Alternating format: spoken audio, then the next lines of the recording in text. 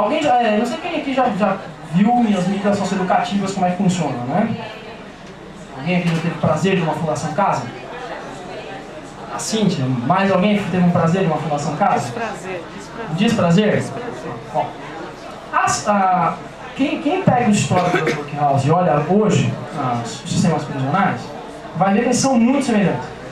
E a única coisa que diferencia é que formalmente você tem um julgamento para pôr o cara lá dentro. Antes o cara se inscrevia e entrava por vontade. Agora ele entra um pouquinho contra a vontade, mas sem ter onde cair morto. Ele entra pela via policial e judiciária, mas ele entra. E ele só sai de lá depois que ele sofre mais uma dose de violência objetiva, uma violência institucionalizada do Estado.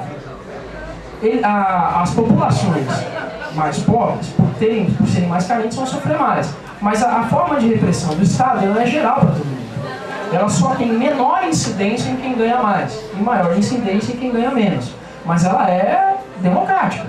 Ela é democrática para a classe trabalhadora. Né? Para a burguesia, dificilmente ela vai pegar. Só vai pegar quando tiver algum problema moral, né? Que tiver alguma contenção moral, como a gente vê nos casos de mensalão agora, né? O petrolão e tal.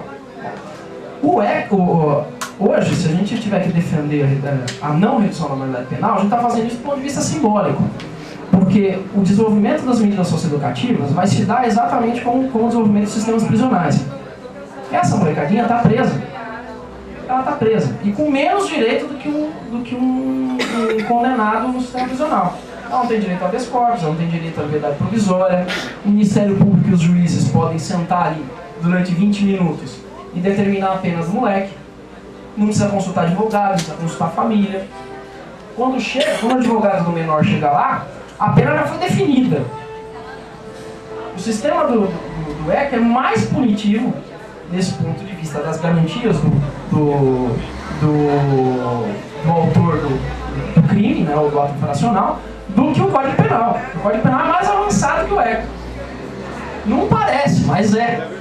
O índice de punibilidade de adolescente, quando ele praticou a relação entre prática de ato passional e internação, restrição privativa de liberdade, no caso dos adultos, que no caso é a medida de internação, é muito maior para o adolescente. O adolescente é muito mais internado por bobeira do que o adulto.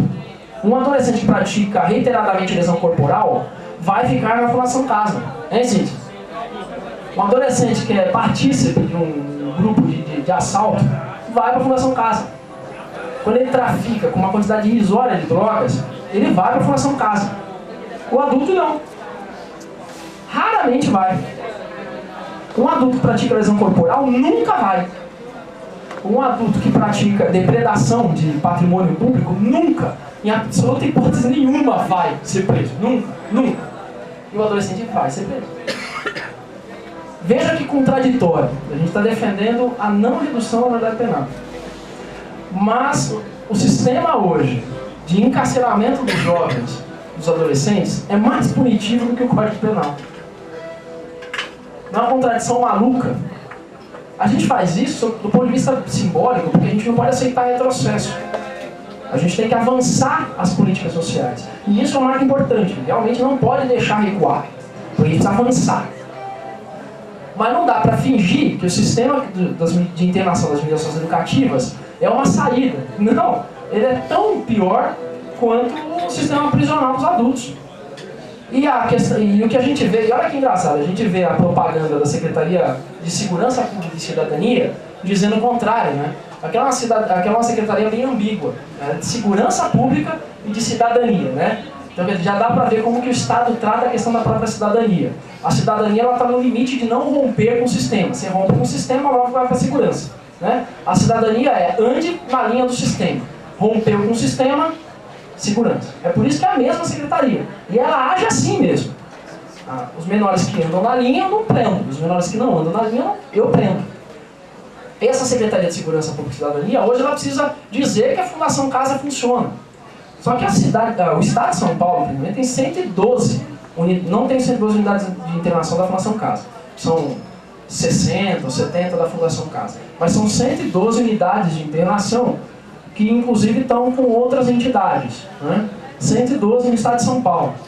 O estado está em segundo lugar, que é Santa Catarina e Santa Catarina e Minas Gerais, tem 19. Nós somos a vanguarda do sistema punitivo de adolescente. Então a gente está na ponta disso, a gente está exportando essa ideia de prender jovens. Né? Oi? São Paulo é uma maravilha. Está na ponta de tudo, inclusive na ponta da punição dos adolescentes. 112, 19 é o segundo lugar. E todos eles lotados. Tem unidades modelo que um quarto que era para ter 20 meninos, tem 90. 90. Unidades que eram para ter 92 internados, tem 250 internados. E a gente está terceirizando isso. Até porque, no mesmo esquema do sistema prisional, só que um pouco diferente, porque aí vai para a oeste, né, vai para as ONGs, etc. No sistema prisional está indo para a empresa mesmo, né? Está indo para empresas que produzem, inclusive, grupos de corporações que produzem, inclusive, os meios, né, as armas, os cacetetes, os coletes que vão ajudar a polícia, o aparato policial a prender os caras. Mas está sendo terceirizado, inclusive, aí a produtividade precisa aumentar. Então tem uma série de unidades de internação sendo criadas e uma série de mentiras vinculadas a ela para justificar a criação de outras tantas, né? Uma outra mentira que a gente tem vinculado é que o índice de reincidência na Fundação do Caso é pequeno. Essa é uma mentira que a gente veicula. A gente veicula no campo da esquerda para fazer propaganda enganosa. Mas é uma mentira. O Conselho Nacional do Ministério Público, ele já desmentiu isso trocentas vezes. O índice é de mais de 50%, é de 40% até 50%. São Paulo bate 48%, mas a média nacional é de 46%. Na média das cadeias bate em torno de 60%, dependendo se é unidade federal, se é unidade estadual. Mas olha só, ele está veiculando uma falsa informação. Primeiro, que a gente não contabiliza os adolescentes que saem da reincidência, né? Porque a Fundação Casa ela faz um esquema bacana, né? Um moleque bate carta infracional com 17 anos, primeiro, aí como ele já vai ter 18 quando ele for pego no segundo ato, no segundo crime, quer dizer, no primeiro crime dele, aí já não conta o cara na estatística. E aí parece que não tem reincidência nenhuma, mas tem muita reincidência. Se contar os caras que estão sendo presos depois dos 18, a reincidência é altíssima. Porque as condições de vida materiais das pessoas não fugiram, não acabaram porque o cara saiu da Fundação Casa. O cara continua morando num lugar precarizado, sem condições de vida, vendendo uma força de trabalho quando consegue, por baixíssimos salários. Então, quer dizer, a violência objetiva do cara não cessa porque o cara foi preso. A violência objetiva do cara está sendo produzida e intensificada desde que ele nasce no período de internação e também quando ele sai. Quando ele sai mais, inclusive, o cara vai ser contratado por ninguém, a não ser nos projetinhos sociais por alguns meses. Outra coisa que não contabiliza na Fundação Casa é quem morre. Isso também é legal. As estatísticas da Fundação não contabilizam quem morre no período de reincidência da Fundação. Isso também é bacana. Porque a quantidade de adolescentes que morrem no tráfico depois que sai da Fundação é imensa. Mas aí não vai para a estatística, aí parece que está funcionando. E a gente diz, né, que o índice de reincidência, como é que está naqueles 10 motivos para não reduzir? Oi? 26%. Cara, isso é um absurdo. Né? 26% descontando quem virou maior de idade e quem morreu. Aí fica fácil. Né? E a gente tem veiculado esse tipo de coisa. Aí, quer dizer, a gente faz uma propaganda, mas esquece de atacar a causa, que é a própria natureza do fenômeno do sistema prisional. Tem um monte de dados, depois se vocês quiserem e tal, quantidade de bobagem que a gente tem falado por aí. Tem falado, não estou dizendo que é por responsabilidade nossa, mas é porque a gente não tem a tal do tempo, né? O tempo de deslocamento também precisa ser um tempo que nós precisamos, no campo da esquerda, ter para discutir as principais coisas que a gente tem que debater com o restante da massa. O consenso comum está por aí. A gente não se dá esse tempo. A gente não se dá o tempo de destacar um certo grupo de pessoas para pegar um fenômeno social e estudar esse fenômeno com seriedade. A gente fica criando os eventos, traz um monte de gente para debater e as pessoas vão trazendo um monte de experiência, de informação e etc. Isso é rico? É. Mas sem estudar o fenômeno, não adianta. Pouca gente tem se debruçado em cima dos grandes fenômenos de violência, os grandes fenômenos que a gente tem se colocado simbolicamente contra. Eu sinto que na redução da maioridade penal está pegando muito isso. Recentemente, eu fiz um texto, inclusive, dizendo que era mentira a questão da Folha de São Paulo, não era mentira não, mas era falso, né? Mas era falso. A informação da Folha de São Paulo, da Folha, é que 93% da população é favorável à reforma da maioridade penal. É sim favorável. É sim. Porque na cabeça dela, a principal violência que ela precisa combater é a violência subjetiva, a violência entre as pessoas, entre os próprios trabalhadores mesmo. Ela não consegue compreender por que essa informação é falsa. Mas ela realmente quer só a maioridade penal. Ela não tem outra explicação para a violência. A explicação que ela tem para a violência é a questão de ser um ato volitivo. As pessoas são mau caráter de nascença, ou foram corrompidas e não tem mais jeito, e agora elas praticam, né, uma série de maldades.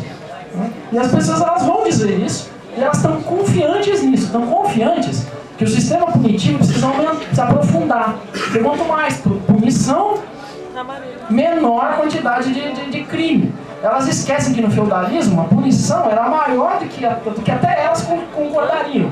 Porque você matava, você torturava o cara, prendia o cara por anos, torturava o cara, cortava ele em pedaços, queimava o cara, esquartejava, pendurava nos postes e ainda matava os filhos, para não deixar a linhagem da maldade proliferar. Quer dizer, se nem naquela época o suplício público, uma quantidade infinita de criativa, de morticídio dos criminosos deu jeito, por que agora daria? Né? Agora mesmo que mate as crianças no útero, não faz a menor diferença. A série de trabalhadores precarizados está sendo produzida, porque o capital precisa se movimentar, o capital precisa enriquecer, precisa valorizar o valor o tempo todo.